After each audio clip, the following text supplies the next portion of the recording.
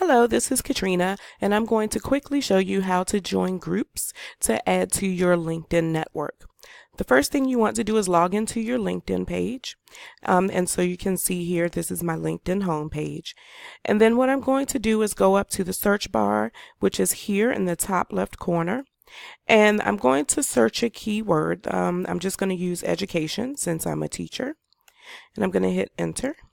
And then on the next page, you'll see along the top here that you have some options. So in this first screen, this is all the listings in education, whether they're people, jobs, companies, etc.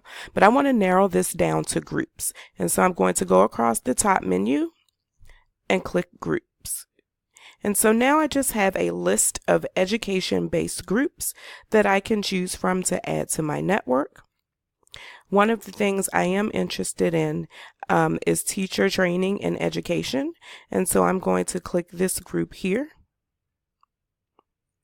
And it takes me to that groups page. Some groups are open groups where you can join immediately, and other groups you'll have to ask to join them. And so I'm going to click Ask to Join. And if later I change my mind, I can always go back to that page and withdraw my request.